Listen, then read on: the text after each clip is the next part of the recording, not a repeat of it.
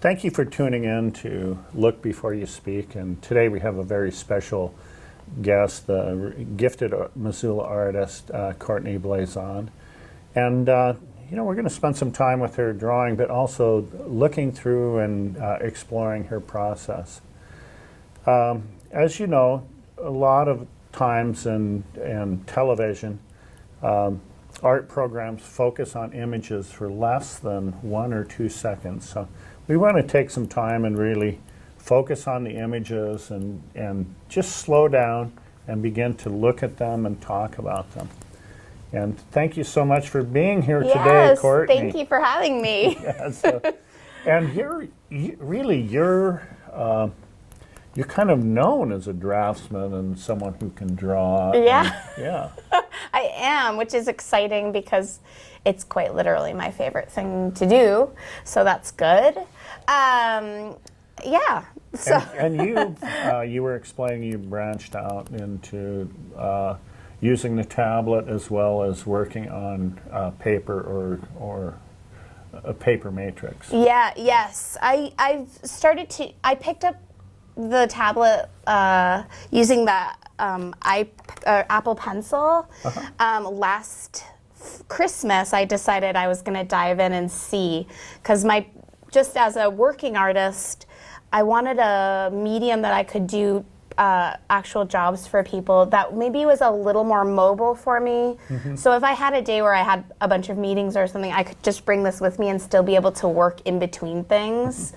And I'm finding it surprisingly fluid and wonderful to use, although it's brought me to really loving paper. I mean, it made me love my paper products and my messy materials even more now that I've been using this, because it's so sterile in some ways. Yeah. Well, I don't want to interrupt you. I know that you wanted to work on a drawing. Yeah, I'm trying to get my pencil and jammed as we're talking, which is an artist technical detail. Yeah. And you work with pencil lead, and I know you work with colored pencils as well. Well, yeah, and a lot of my big pieces have been with Copic markers, which are an alcohol-based marker, and I use them on a printmaking paper, and they have this beautiful way of blending, which makes them extremely watercolor-y.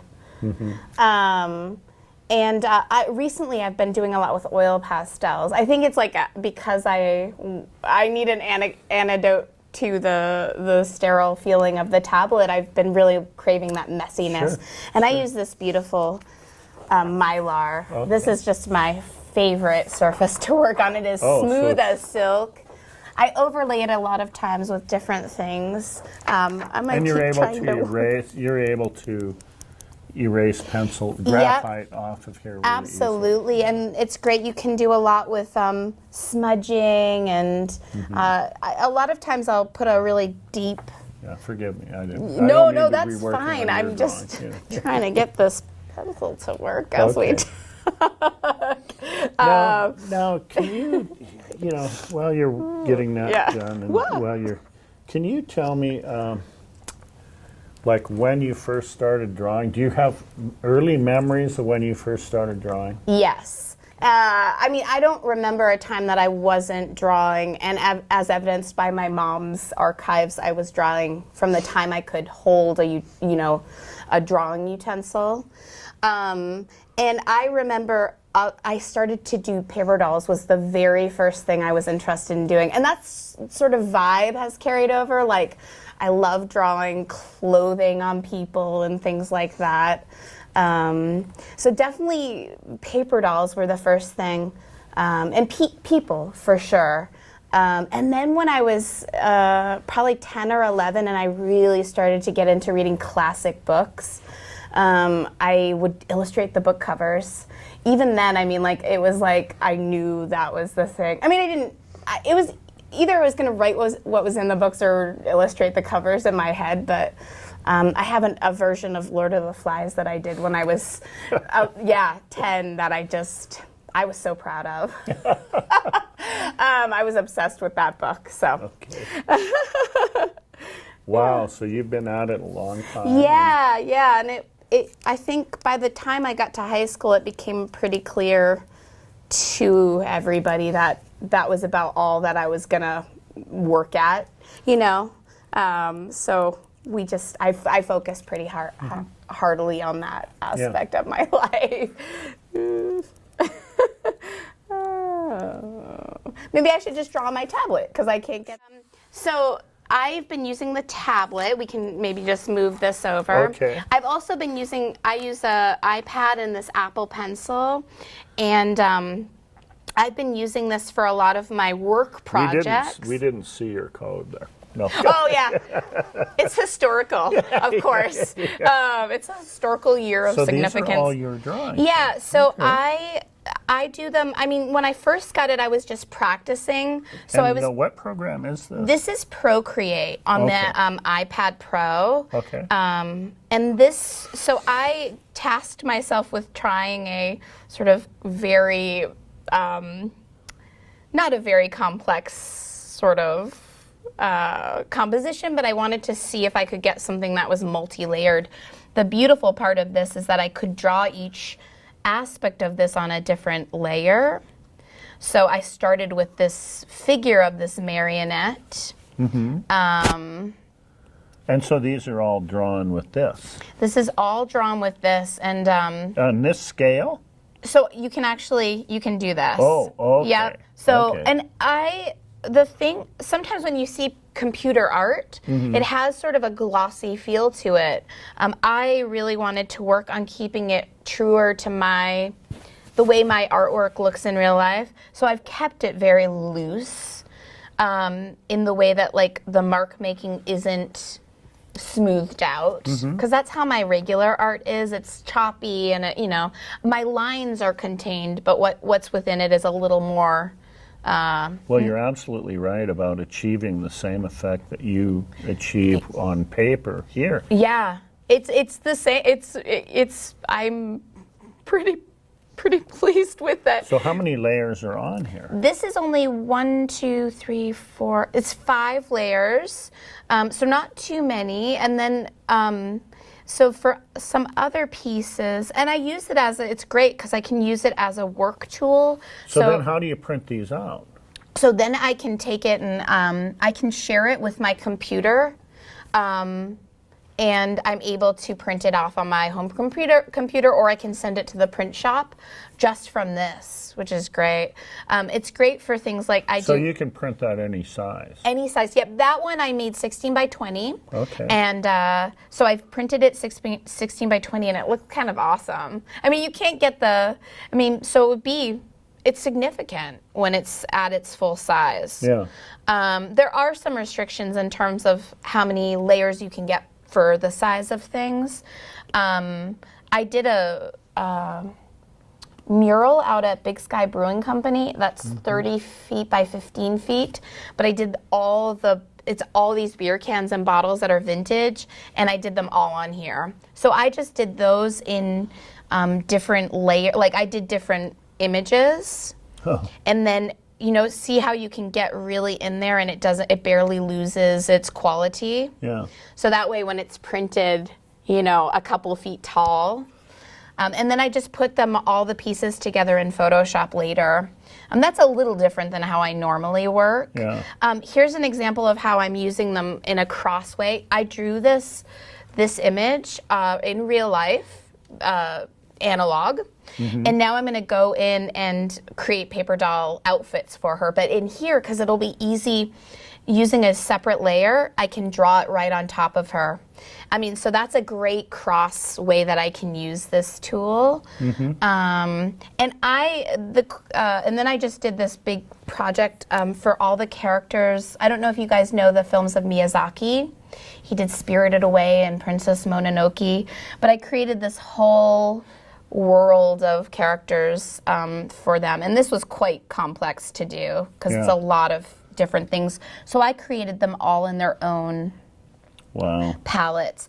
But I can do something kind of cool, which is with each piece that you create. This was a portrait I did of my dad when he was young, and I just kept it extremely loose. Yeah. I tasked myself to only spend a couple hours on it, which is that's hard for me to do. But the cool thing about this is every time you work, it plays a relapse or it plays a time lapse replay. And I can go through it kind of faster, but then you can see. So I approach it in the exact same way I would with anything, you know. So I love that feature too, because then people can kind of see how you start. So this is kind of what I've been using. You know what? I just want to interject. Oh, sure. Just, this is really wonderful to see this bridge between paper and the computer, and that your language is really consistent throughout. Right, yeah, that was definitely my main... I mean, oftentimes I've witnessed computer-generated art from somebody that I'm familiar with their work in drawing or painting, and there's a different feel to it. But this is really seamless. Thank you. I've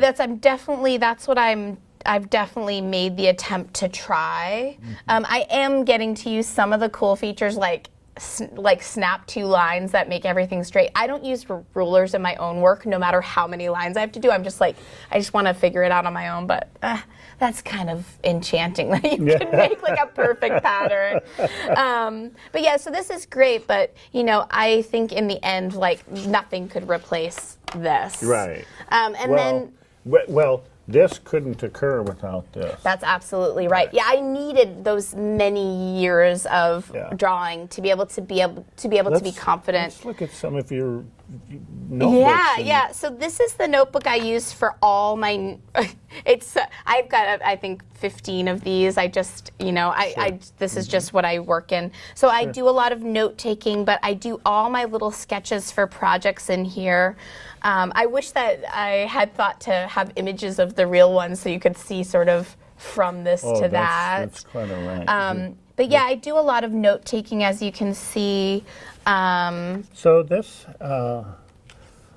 even though you executed this today out of your imagination, you really rely on notes and research. I do, yeah. I would say that even if I don't draw something out or sketch something out, I refer to my notes. I almost have a checklist of the things that I want. You can see my initial sketch for that marionette girl in here. I'll just flip through so you can see a few more. Like here is, here are 2 pieces that I just finished, and they're both like over 4 feet long. And as you can see, the sketches for them are extremely tiny, but the notes are really important. And I actually cross things out as I do them, because it's usually telling the story that I'm feeling real. But I do, to me, this is pretty, I know exactly what that composition is. For me, I have to work out the composition here. And I do that in a lot of ways. And I do it for jobs particularly because I do need to, when I'm doing a commission for somebody, have at least some way of communicating what I'm thinking. I'm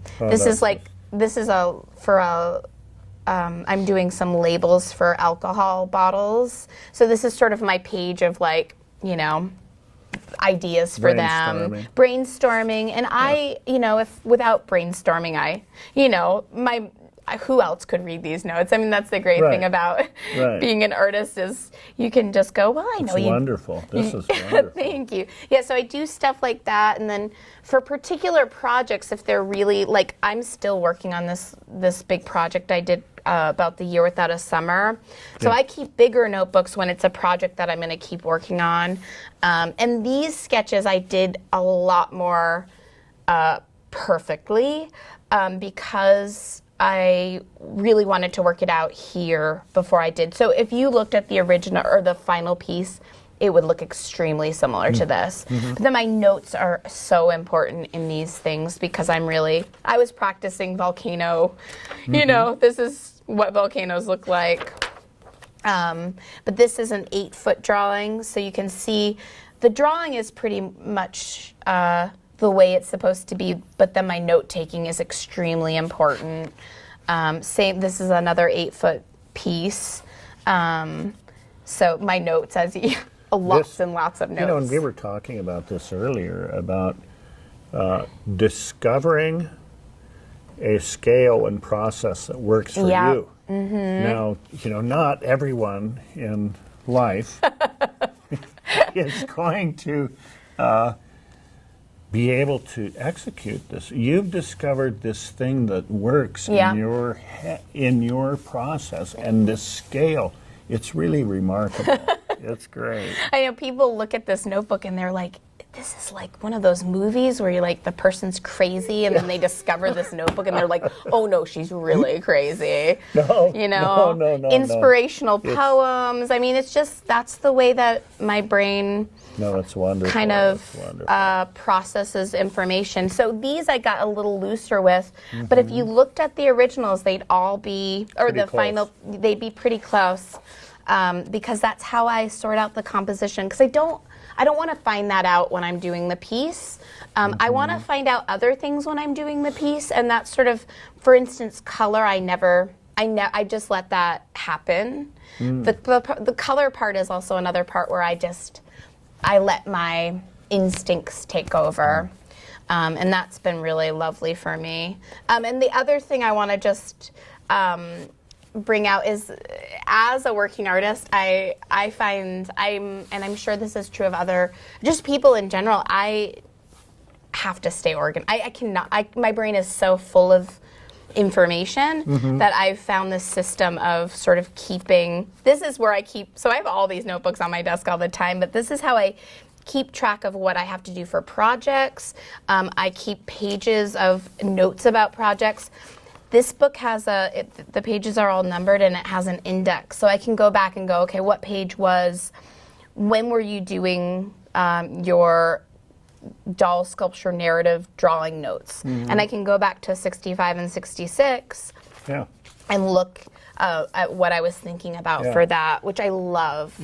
Oftentimes artists get a bad rap for being disorganized. Yeah. But in reality, it's often just a different way of organizing. Absolutely. And I do not know, maybe one time in 30 years, that an artist was late for a reception. Right. Or late for an art opening. Or, I find the opposite to be true of the stereotype is that artists and musicians and dancers particularly are extremely organized and extremely committed to schedule, practice, commitment, and if you're disorganized, you have difficulty surviving. Absolutely. And I think because the actual act of being creative is about letting that disorganization free, or being free with sort of letting your... Organizing the chaos. Right. Yeah. I mean, for me, like, this isn't a great thing I do, but I do practice a bit of sleep deprivation, and because it gives me this, I get somewhere with it in my projects that I don't get to otherwise. And it's because I get all these thoughts brewing, and then all of a sudden they just sort of, it's like as if they were milling around and then they all decided to join a party at the same time. And then I'm like, I can see it, and then I can draw it. So I think it's true, but I don't think I've ever been, I'm occasionally a little late for things, but I've never not made it to things. I've never been late, like I'm not late on deadlines. Well, look at this organization. Right. I just think it's a different way of looking at the world, and people have a stereotype, well, they're just the artist, and they're kind of loopy or whatever. But in reality, it's, I think a lot of times artists are born and come out of the womb and go, what kind of world is this? And they're going, I got to find a way to cope with this. Yeah, absolutely. And move along and, go through school and kind of get separated, and then are kind of thrown in with the, people that are like them, and then they get separated, and So, I great. can't tell you what a wonderful conversation this has been. Yes, thank you. Thank you so much for coming on today. Of course. And I think we're probably just about out of time, and I just want to thank you for coming in and keep up the good work. Thank you. You've been really inspiring today. Oh, good. Okay. Thank you very much. Thank you.